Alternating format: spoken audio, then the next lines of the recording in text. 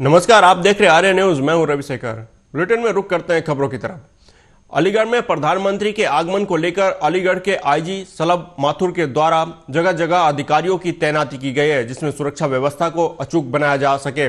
आपको बता दें कि प्रधानमंत्री नरेंद्र मोदी के आगमन को लेकर प्रशासन कोई कोताही नहीं छोड़ना चाहता।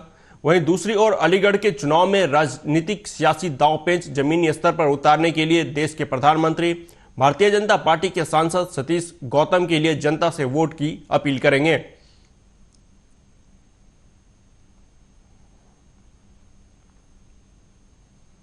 प्रधानमंत्री जी का प्रोग्राम है और इसको लेकर पर्याप्त पुलिस बल की तैयारी, इसमें वरिष्ठ अधिकारियों द्वारा यहाँ भ्रमण भी किया गया है। भ्रमण को लेकर जो आवश्यक दिशा निर्देश अंतर डिपार्टमेंट के सामंजस्य को लेकर दिए गए, उनकी तैयारी, साथ ही साथ पर्याप्त राजपत्रित अधिकारियों की तैनाती, और जब पब्लिक का मूवमेंट होगा उस दौरान ट्रैफिक की व्यवस्था, और इसके साथ साथ जो उनकी आवश्यकताएं हैं उसको दृष्टिगत रखते हुए जो आम जनता को दिक्कत ना हो उसको लेके जो पार्किंग की व्यवस्था की गई है वरिष्ठ अधिकारियों की, जैसे मैंने बताया, फ्लीट से लेके हर चीज़ की तैनाती और मंच की व्यवस्था। इस संदर्भ के अंदर अभी एडीजी सिक्योरिटी सर द्वारा और एडीजी जोन महोदया द्वारा भी यहाँ पर ब्रीफ किया गया है और इसके बाद डीब्रीफिंग सेशन भी किया जाएगा और सुबह से ही पर्याप्त संख्या में फोर्स यहाँ तैनात कर दी जाएगी। माननीय प्रधानमंत्री जी का प्रोग्राम। वहीं केंद्रीय गृह मंत्री अमित शाह का 24 अप्रैल को वाराणसी के दौरे पर रहेंगे, जहां वो महमूरगंज के तुलसी उद्यान में केंद्रीय चुनाव कार्यालय का उद्घाटन करेंगे। इस दौरान उत्तर प्रदेश के सीएम योगी आदित्यनाथ और दोनों डिप्टी सीएम भी कार्यक्रम में मौजूद रहेंगे। केंद्रीय गृह मंत्री अमित शाह कार्यकर्ताओं के साथ बैठक भी करेंगे।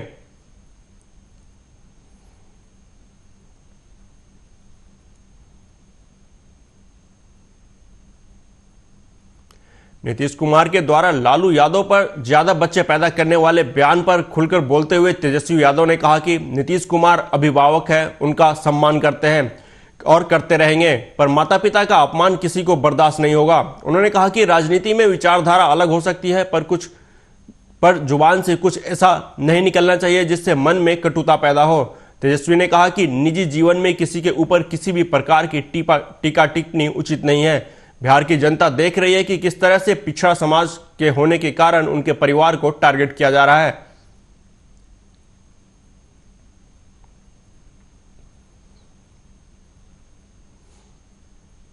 चाहते हैं कि आप अभिभावक हैं, बुजुर्ग हैं, हम आपका सम्मान करते थे, करते रहेंगे। आपका अधिकार है, कुछ भी आप हमको कह सकते हैं, जो मन करे वो कहें, और वो जो भी कहेंगे मेरे लिए आशीर्वचन होगा और आशीर्वाद होगा। लेकिन बात यह है कि व्यक्तिगत बातें बोलने से क्या बिहार के लोगों को फायदा होगा, और व्यक्तिगत बातें जो है इस समय ऐसी बातें बोलनी नहीं चाहिए। हालांकि नेता प्रतिपक्ष तेजस्वी यादव और आरजेडी के द्वारा लगातार बिहार के मुख्यमंत्री नीतीश कुमार पर हो रहे लगातार हमले को लेकर आरजेडी ने अपने प्रवक्ताओं की फौज सामने उतार दी है, जिन्होंने कई मुद्दे पर महागठबंधन और तेजस्वी पर कई गंभीर आरोप लगाए। एक तरफ भ्रष्टाचार के युवराज हैं मिस्टर राहुल गांधी जी, और दूसरी तरफ जंगल राज के युवराज तेजस्वी प्रसाद यादव जी का गठबंधन है। इसके बावजूद भी महागठबंधन का कोई भी मिशन देश की जनता के सामने नहीं है, और ना ही उसका कौन नेता होगा, कौन प्रधानमंत्री का उम्मीदवार है। इसके बावजूद भी वो लोकसभा चुनाव के रण में उतरे हुए हैं और नित्य दूसरे के कामों को अपने कामों में गिनती कर भरमा रहे हैं, झूठ बोलने का काम कर रहे हैं।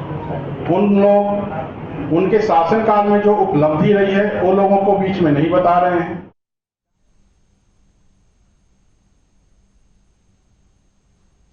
पूर्वी दिल्ली के गाजीपुर के कूड़े के पहाड़ में लगी भीषण आग पर 13 घंटे बाद भी काबू नहीं पाया जा सका है। 1 दर्जन से ज्यादा दमकल की गाड़ियां मौके पर मौजूद है और फायर कर्मी आग पर काबू पाने की कोशिश में जुटे हुए हैं। गाजीपुर लैंडफिल साइट पर आग लगने से आसपास की कॉलोनियों में रहने वाले हजारों लोगों को सांस लेना भी मुश्किल हो गया है। हवा लैंडफिल साइट की तरफ से कॉलोनी की ओर बहने के कारण धुआं कॉलोनी की तरफ जा रहा था।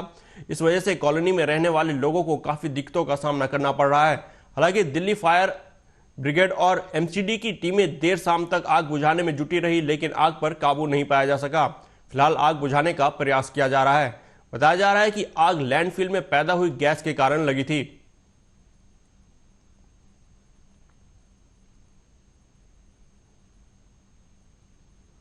वहीं दिल्ली के गाजीपुर लैंडफिल साइट पर लगी आग पर आप नेता और दिल्ली सरकार में मंत्री आतिशी ने बयान दिया और कहा कि दिल्ली के डिप्टी मेयर ने कल शाम घटनास्थल का दौरा किया।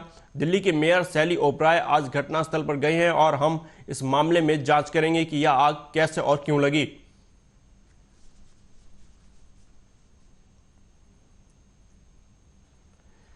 एक्टर पंकज त्रिपाठी के बहनोई राकेश तिवारी का रोड एक्सीडेंट में निधन हो गया। शनिवार शाम करीब 4 बजे धनबाद जिले के निरसा चौक के पास NH2 पर हुई इस सड़क दुर्घटना में पंकज त्रिपाठी की बहन सविता तिवारी भी गंभीर रूप से घायल हो गई। धनबाद के ही NMMC हॉस्पिटल में उनका इलाज चल रहा है। उनका पैर फ्रैक्चर हुआ है और वो अब खतरे से बाहर है। घटना की खबर मिलते ही पंकज त्रिपाठी मुंबई से धनबाद पहुंचे। पंकज त्रिपाठी के बहनोई राकेश तिवारी चितरंजन रेल कारखाना में काम करते थे। वो शनिवार शाम पत्नी सविता तिवारी के साथ कार से गोपालगंज से चितरंजन जा रहे थे। जैसे ही वो निरसा चौक पर पहुंचे तो वहां एक ऑटो को बचाने के चक्कर में उन्होंने अपनी कार पर नियंत्रण खो दिया और उनकी तेज रफ्तार कार 3 फीट ऊंचे डिवाइडर से टकरा गई। हादसे का वीडियो भी सामने आया है।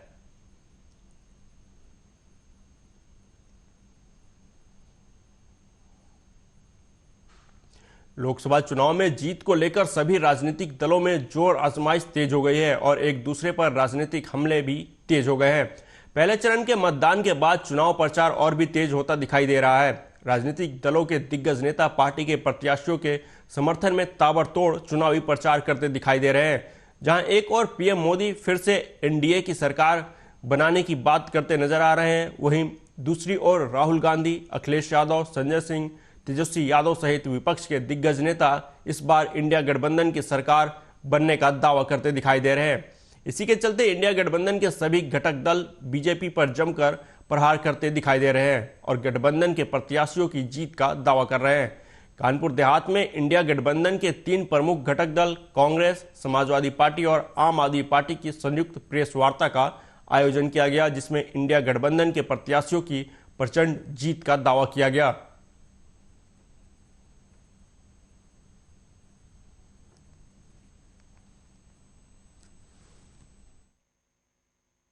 किसान नौजवान परेशान हैं। उसके तहत हम लोग इंडिया गठबंधन के प्रत्याशी भारी मात्रा में अकबरपुर रनिया ही नहीं बल्कि आसपास की लगी हुई सीटें जीतने जा रहे हैं। इसके लिए हम लोगों ने अपनी रणनीति बनाने के लिए एक साथ बैठ करके प्रेस कॉन्फ्रेंस करके और अपने लोगों को संदेश दे रहे हैं कि हम लोग सत्ता से डरे ना बल्कि डटें। डटने के उद्देश्य से, क्योंकि इस समय जनता हमारे साथ है, नौजवान हमारे साथ है, किसान हमारे साथ है। ये समय अब ऐसा है कि अगर हम लोग डट गए तो भारतीय जनता पार्टी उत्तर प्रदेश में 80 की 80 सीटें हारने जा रही है। ये पहली बार ऐसा हो रहा है कि भारतीय जनता पार्टी को उत्तर प्रदेश में सफाया होने जा रहा है। किसान नौजवान प्रेस कॉन्फ्रेंस का एक सीधा सा इंडिया गठबंधन का एक उद्देश्य था कि हमारे जो लोकसभा अकबरपुर रनिया के प्रत्याशी हैं या हमारे आसपास जो जिस जिले का जो जिलाध्यक्ष है इंडिया गठबंधन से, तो हमारी जो चारों विधानसभाएं हैं हम लोग किस तरह मिलके काम करेंगे। भारतीय जनता पार्टी को यहीं से समाप्त करने का काम करेंगे, उत्तर प्रदेश से हटाने का काम करेंगे।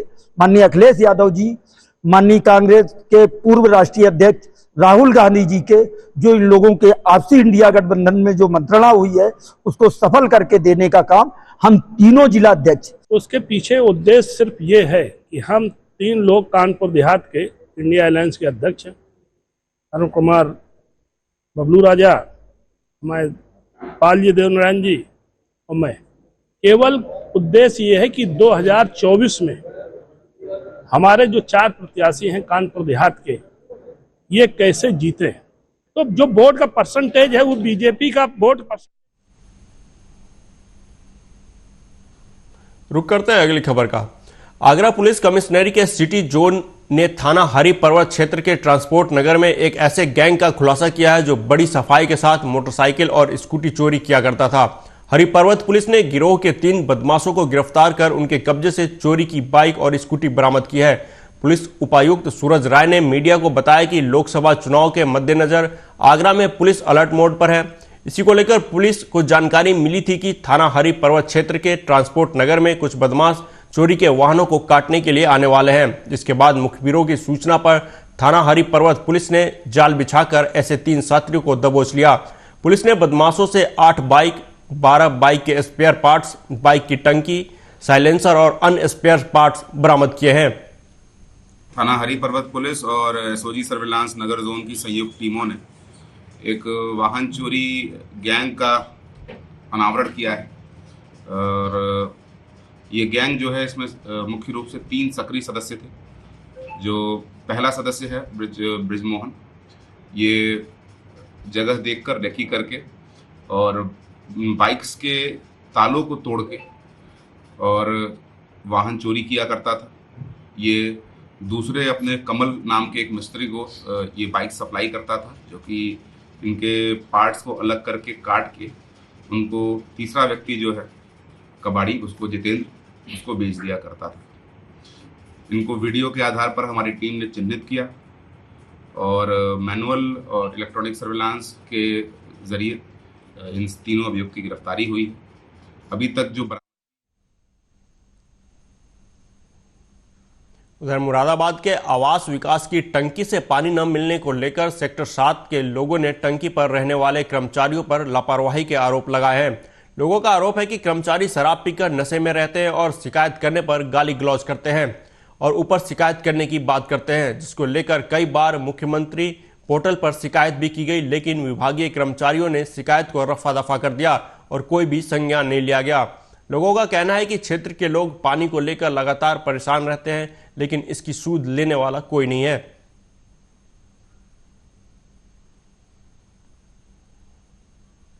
और इनसे बात कर रहे तो ये दुनिया भर की कहानी बता रहे हैं। इनसे पूछने से ये समझ में नहीं आ रहा है कि क्या कर रहे हैं, और इन्होंने जो कनेक्शन बताया है या बता रहे हैं उससे ये समझ में आ रहा है कि इनके इंजीनियर भी फेल है।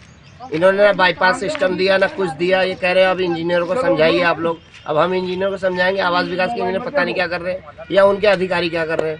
ये तो इनके अधिकारियों को और इनके इंजीनियर को सोचना चाहिए कि हमें बाईपास देना चाहिए। अगर कोई पूरी लूप में दे देंगे तो पानी कहीं से अगर डैमेज होता है, कोई पाइप डैमेज, तो पूरा लाइन कनेक्टिविटी खत्म हो गया। इन्होंने बंद कर दिया भाई, इसके वजह से हम बंद करके रखे। अब हम इनसे कह रहे हैं 1-2 घंटे के लिए चालू कर दो, तो कह रहे हैं नहीं, ओवरफ्लो हो जाएगा। समस्या ये पानी नहीं आ रहा, और इनसे बात कर रहे तो ये दुनिया भर की कहानी बता रहे हैं। इनसे पूछ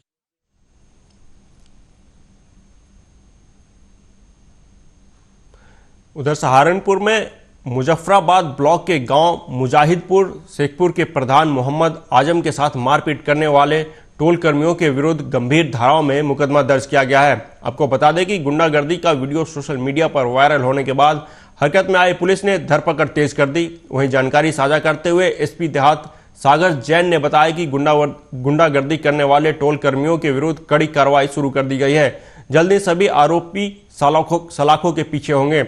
2 दिन पहले भी टोल कर्मियों ने किसी बात को लेकर बारात की बस में बारातियों को बेरहमी से पीटा था, जिसमें कई लोगों को चोटें आई थी। लेकिन मामले को लेकर थाना फतेहपुर पुलिस ने जब कोई कार्रवाई नहीं की तो टोल कर्मियों की गुंडागर्दी का वीडियो वायरल होने के बाद उच्च अधिकारियों ने मामले का संज्ञान लिया है।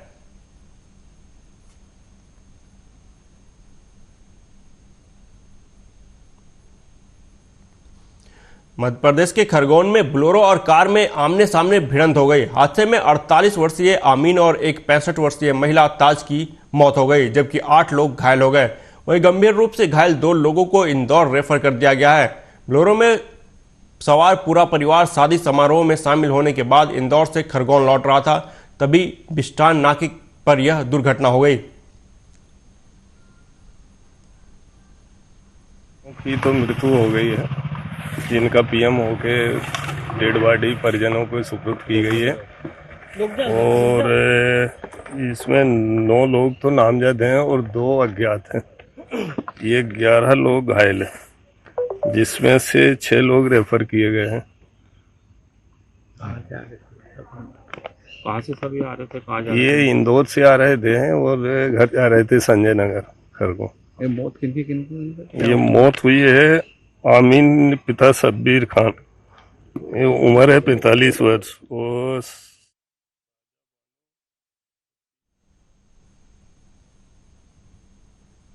एमपी के छिंदवाड़ा में रुद्रात्मक हनुमान सेवा समिति की तरफ से रैली का शुभारंभ किया गया। रैली संचालक और कार्यक्रम के संयोजक अखिल सूर्यवंशी ने बताया कि हर साल की तरह इस साल भी हनुमान जन्म उत्सव पर छिंदवाड़ा से जाम सांवली तक पैदल गदा यात्रा निकाली जा रही है। यात्रा का समापन 23 अप्रैल को प्रभु श्री राम के परम भक्त वीर हनुमान की जाम सांवली मंदिर में गदा समर्पित कर की जाएगी। यात्रा का मुख्य उद्देश्य है कि सीमा पर देश की रक्षा कर रहे जवान और साथ ही समाज सेवा में दिन रात लगे रहने वाले पुलिस प्रशासन के लोगों की दीर्घ आयु की कामना की जाए।